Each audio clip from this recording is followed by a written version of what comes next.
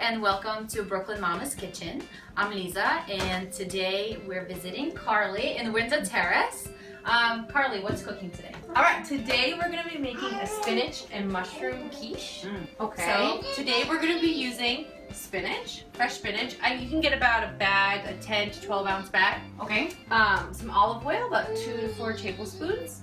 1 clove of garlic diced. Perfect. We'll need some heavy cream, or half and half. We're also going to need some goat cheese. And that one you can use about a cup, or if you can buy it in the tube and you can slice it yourself or get it crumbled. 2 cups of chopped mushrooms, salt and pepper, and some cold butter that I've chopped up, 3 eggs, and a frozen pie crust, which will save you a ton of time. First thing you want to do is get the oven preheated to 375, so I already have that. We're going to heat up the oil in the pan, and I'm going to start by adding just about half of the oil because we'll probably need it later. Okay. I'm going to put in some spinach. Okay. And sometimes if the spinach is filling your skillet, you can do it in 2 batches, just so it starts to cook down. Now, can you do a variation? Like if you wanted to make it with broccoli or with kale or something? Definitely. So that's the beauty of this recipe, that you can use any vegetables that you guys like or that you happen to have in the fridge. So I like to use a quiche for when I have a couple odd vegetables just left over in the fridge, because you can just kind of toss whatever in. Yeah. So this looks pretty good. So I'm going to turn the heat off. So just go ahead and put the spinach in the strainer. Okay. And then what you're going to do is press on the spinach with the back of a spoon, just to try to get all the moisture out. All right. Is this good? That's perfect. Done? Yeah, Okay. so you've gotten all the excess moisture out. So we're just going to leave that there for now. Okay. And what we're going to do is we're going to turn the stove on again. All right, so I'm going to add the remaining olive oil.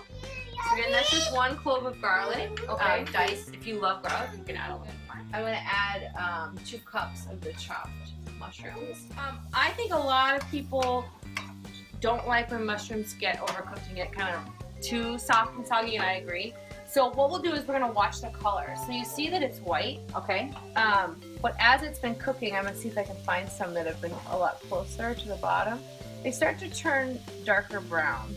And you can also feel like they're hard to the touch right now. So you're looking for soft. Yeah, soft. But not too soft and mushy. Because remember, all of this is going to cook in the oven in the quiche. Right. So I think that's one of the secrets to this, is don't overcook your vegetables in the skillet. Now we're going to add a pinch of salt, which I have a fancy little spoon, but you can use your finger. I like your fancy little spoon. Me too. It's very cute. Alright, so I use freshly ground black pepper, but it's okay if you don't have that.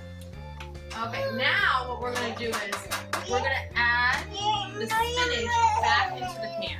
So when you're cooking this, at first you might feel like you're using way too much spinach, but once you get the moisture out, it really reduces in size. Alright, so now I'm going to turn the heat off, and we're going to whisk the eggs. But this is one of those recipes that can be prepped When the baby's napping, or when you have a few Definitely. quiet minutes, and then just pop it in the oven right before dinner. Exactly. I'm just whisking the 3 eggs. I don't have to fluff them out too much, but just so they're nice and mixed together. Next, we're gonna add the cream so that everything is evenly mixed. You can also use milk if you don't have any half and half or cream in the house. Okay. We're gonna take this mixture of mushrooms and spinach. I'm gonna add it into my frozen pie crust.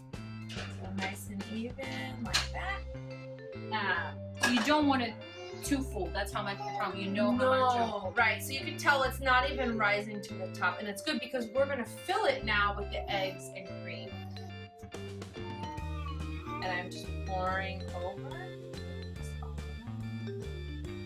and starting to fill. So look at this, it's gone just to the edge. It's not touching the scallops on the side, and it's gonna puff up once it's cooked. So next we're gonna add the goat cheese, which I chopped up, but you can also buy it pre-crumbled. And this is another job that older kids would probably love to do. Just toss in the cheese. Last but not least, this is my special touch that I always add to a quiche that I learned from my friend who's from France, actually, Celine. And what you do is you take cubes of cold butter and you add them to the top. So a lot of recipes don't call for this, and if you're trying to cut back on fat, you don't have to do this. But I like to add it because it's gonna brown the top and make it really delicious. And butter makes everything better. Right. So now that we have all the ingredients evenly spread out in the pie crust, we're gonna go ahead and put it in the oven that was already preheated to 375. All right, so you wanna make sure you don't spill. That's the hardest part.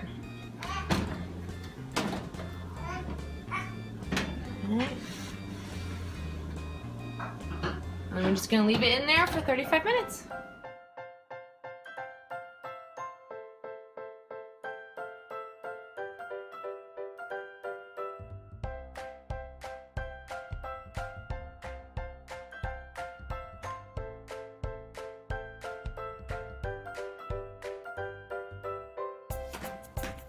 All right, so this looks great. So it's puffed up and you can see it's golden brown on top. That's a really good sign.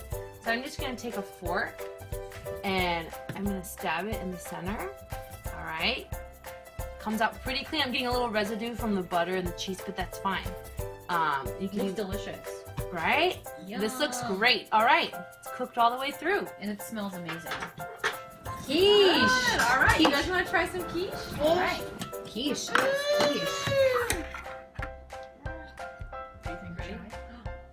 Okay, Penny, you wanna try some quiche? What do you think? I think Nicole likes it. How's the crust? So good. Well, Carli, this is delicious. You like it? Thank you so much for cooking with us. Yes, thank It was you for amazing. coming over. Thank you. I can't wait to make it at home for my boys. You're welcome. And thank you so much for watching Brooklyn Mama's Kitchen. Bon appetit! I hope you enjoyed this episode, and please don't forget to subscribe to our YouTube channel.